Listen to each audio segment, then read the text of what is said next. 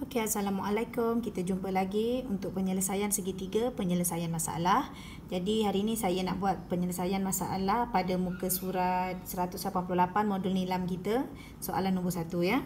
Okey, dekat sini soalan dia kata dia bagi maklumat dekat situ. Rajah di bawah menunjukkan sisi 4 PQRS, sisi 4 dia. Yang mana dia adalah sudut QSR adalah sudut cakar. Jangan lupa sudut cakar, mesti bear in mind, tolong tulis ya dalam awak punya maklumat. Dan juga luas segitiga QSR adalah 70.05, itu maklumat seterusnya.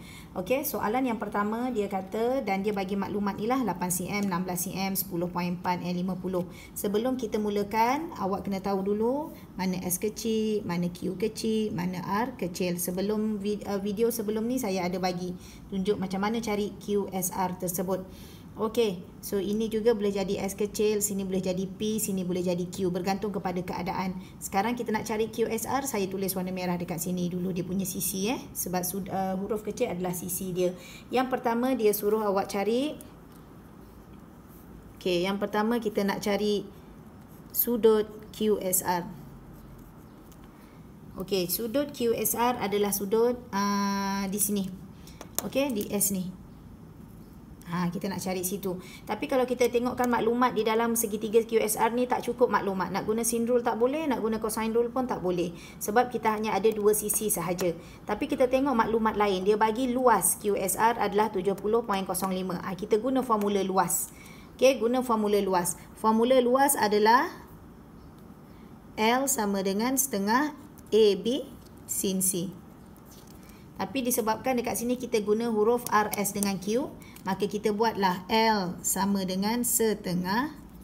Kita nak cari sudut S kan? Letak S dulu kat belakang. Sin S. Yang tak ada kena-mengena, R dengan Q. Letak dekat sini. R dengan Q. Okey? Jadi kita cari. Sudut luas kita dah ada 70.05 sama dengan setengah. R kita adalah 10.04. Q kita adalah 16 sin S. Okey, awak boleh selesaikan Jadi sin S awak akan dapat 0.8419. Shift sin awak akan dapat 57.35 darjah. Ini bukan jawapan kita, kena ingat ini adalah sudut tirus, sudut QSR kita adalah sudut cakar.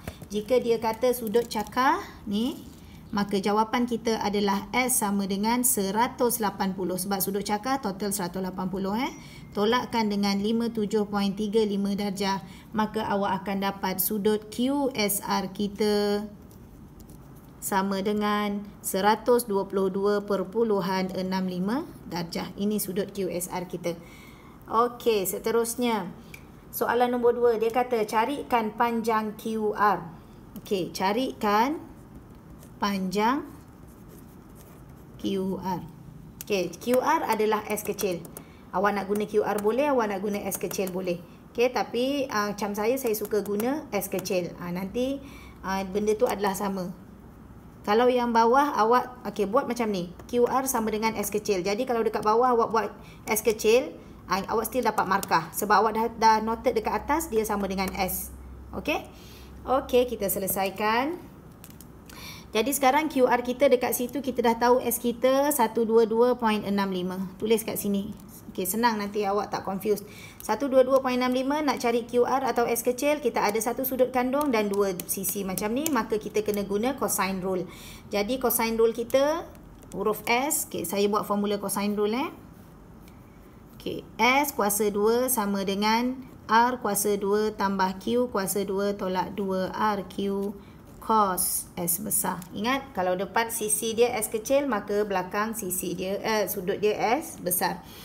Jadi sekarang saya selesaikan. R kita adalah 10.4 kuasa 2 tambah dengan 16 kuasa 2 tolak 2, 10.4, 16 dan juga cos 122.65 darjah. Maka dengan berhemah awak tekan kalkulator.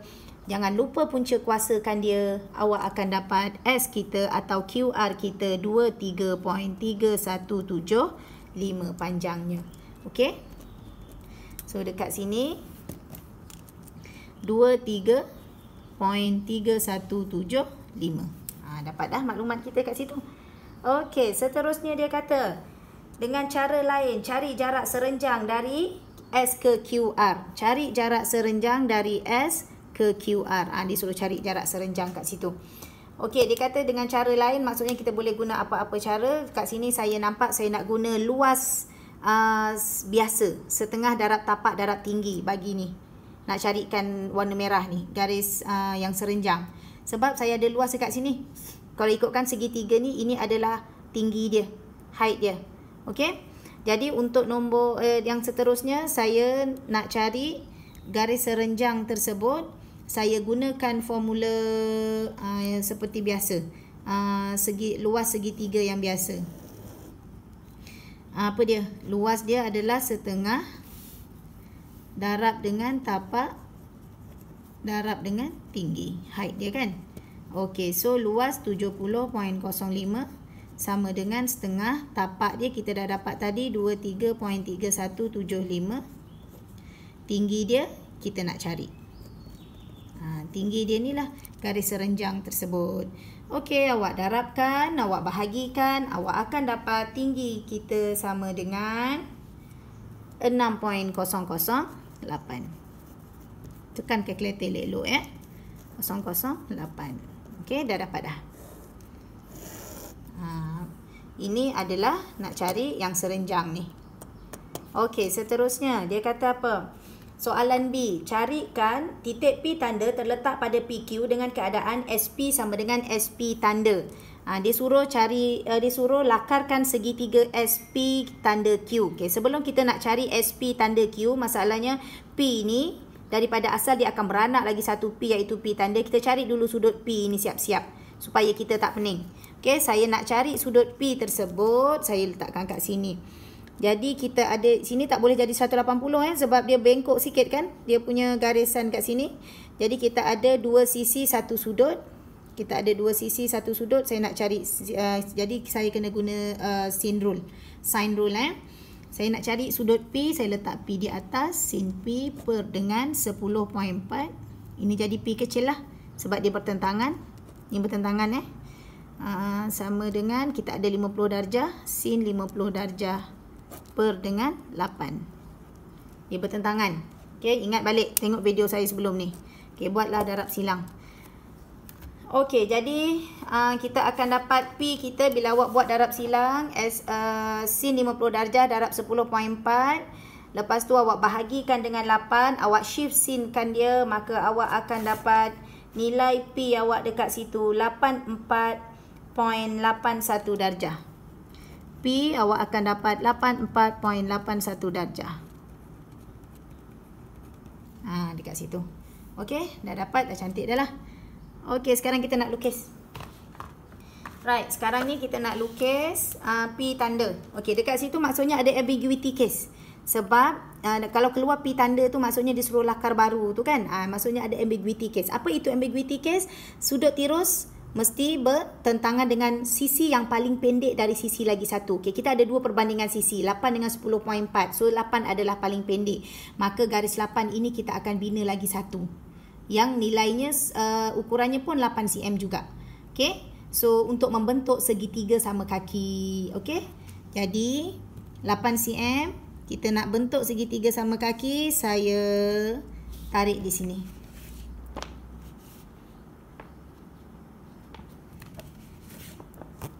Okey, saya tarik di sini. Kejap. Ambil pembaris Lebih kurang lah segitiga sama kaki kita ni. Kat sini saya tarik. Nampak? Sini 8 cm, sini pun mesti kena 8 cm. Okey, tu 8 cm. Alright, dah dapat dah segitiga kita. Maka sini P, sini jadi P tanda lah. P tanda kat situ. Okey, kita keluarkan S P tanda Q. S P tanda Q.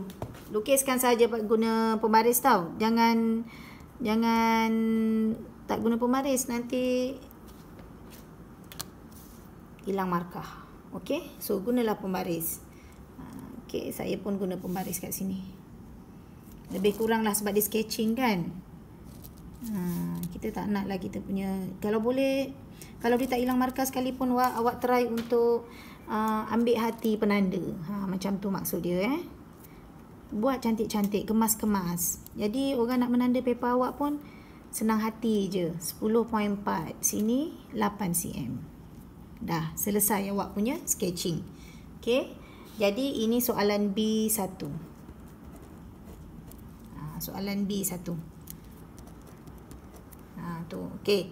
Dah sketching cantik macam tu. Soalan seterusnya dia kata apa? Carikan luas segitiga SP tanda Q. SP tanda Q, dia nak cari luas pula. Okey, tengok balik kat atas sini. Sini 84. For sure lah. Dekat sini pun mesti 84.81 darjah. Sebab dia sama kaki. Jadi bila kita dah dapat sini, kita boleh dapat kat sini P tanda kat situ. Okey, kita dah boleh dapat dekat situ. Jadi sini pun 8 cm. Okey, sekarang kita nak cari dia punya luas. So luas dia adalah setengah darab 8 darab ni. Okey, sini kita akan dapat berapa sini? Ni kita cari 180. Tolak dengan 84.81, kita akan dapat di situ 180 tolak 84.81, kita dapat 95.19. Kita akan dapat 95.19. Saya tulis kat sini lah. Mana pen merah saya tadi? 95.19 ni. Situ 95.19 darjah. Okey, jadi nak cari luas setengah AB sin C kan? Jadi sekarang saya kalau setengah AB sin C, maksudnya bolehlah kita guna ni kot. Setengah AB sin C. Jadi kita nak cari luas setengah AB sin C. Okey, jadi awak akan dapat setengah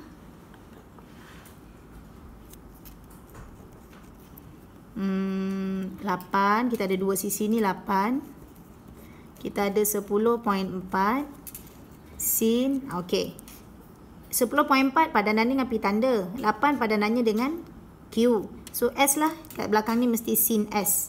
S kita macam mana nak cari yang ni?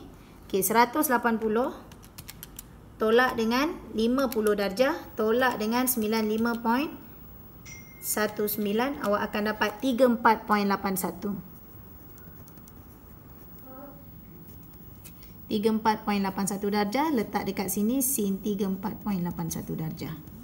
Selesaikan, awak akan dapat jawapan awak 23.75. Okey, kita ambil lah 3 atau 4 decimal places darab dengan 10.4 darab dengan 8 bahagi dengan 2, awak akan dapat 23.7476. 23.7476. Okey, itulah penyelesaian dia. Cari maklumat apa yang ada untuk kita gunakan mencari penyelesaian masalah melibatkan penyelesaian segitiga. Okey, so sampai di sini sahaja. Kita jumpa lagi di video lain. Terima kasih semua. Assalamualaikum and bye.